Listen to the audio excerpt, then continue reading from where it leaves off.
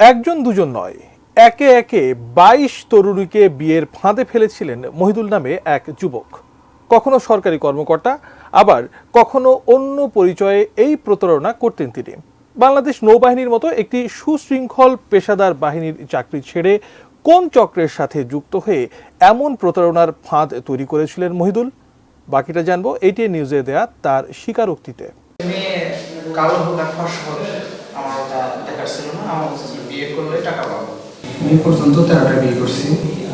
প্রথম বিবাহ আমার এলাকায় করি, পারিবারিক ফ্যামিলিগতভাবে। দ্বিতীয়ত টাঙ্গাইলে একটা করি, এরপর মানিকগঞ্জ আরও কয়েকটা করি, আর তারপরে হল ময়মনসিংহ আর একটা কিশোরগঞ্জ।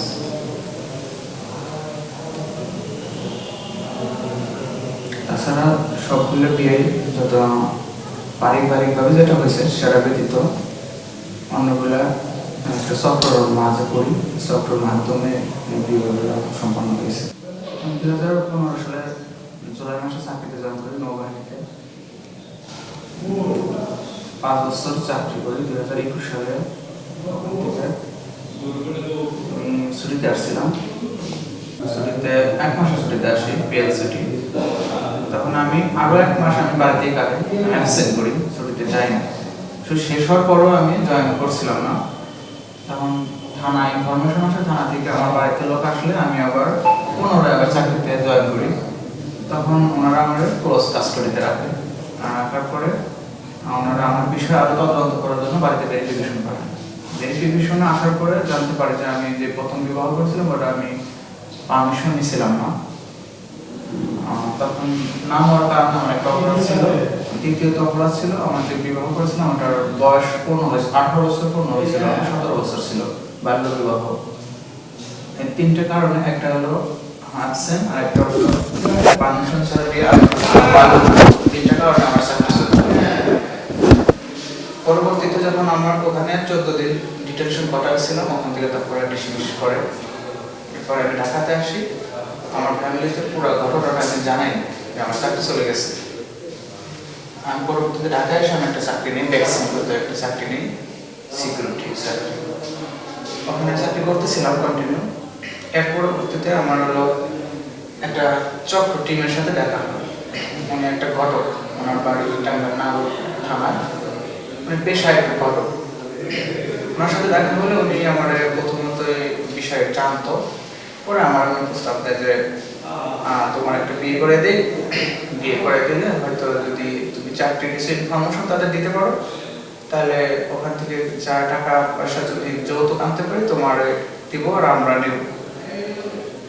তখন আমি ওনাদের সাথে প্রথমত না করি, পরবর্তীতে আমি আমার লোক সামলাতে পারিনি, আমি ওনাদের সাথে যুক্ত হই।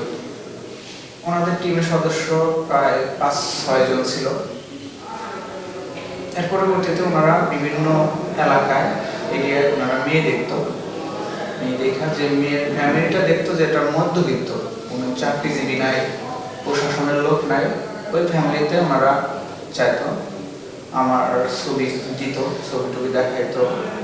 আমার আগে যে আইডি কার্ডের ছবি তোলা ছিল, মোবাইল ফটো আমি ওখানে ফিক্স করতাম।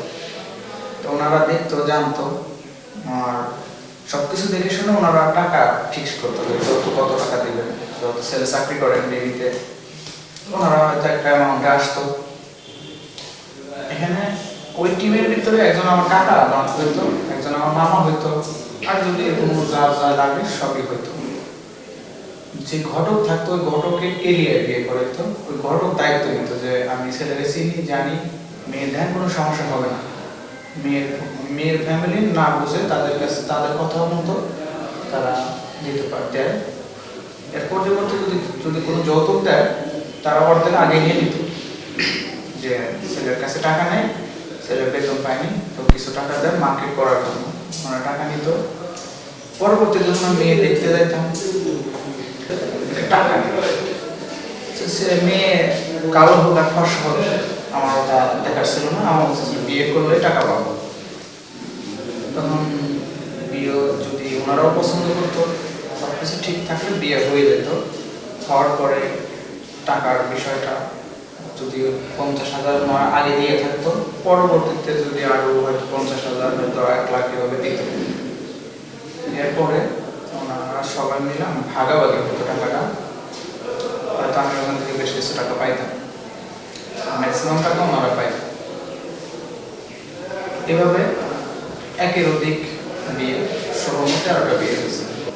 মানিকগঞ্জ প্লাস টাঙ্গাইল, ময়মনসিংহ যখন আসি তখন ওই সবাই ওই টিমের যতগুলো লোক আসতো সব আমরা ময়মনসিংহে এখানে আসে আবাসিক হোটেলে অবস্থান নিই।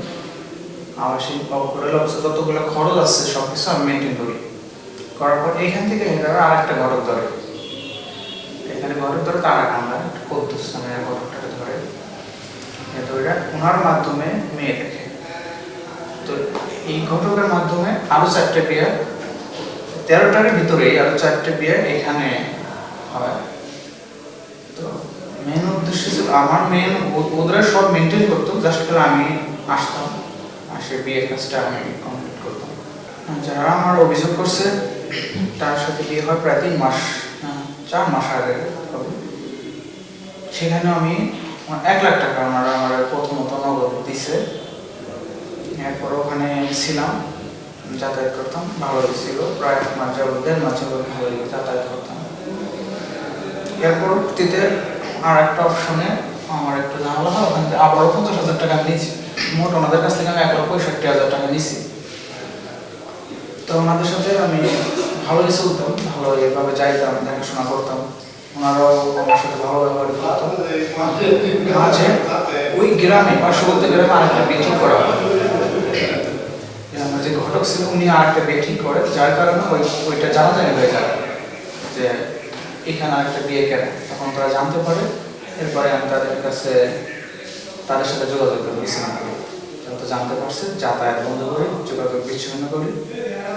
এর পরবর্তী তারা পদক্ষেপ নেয়।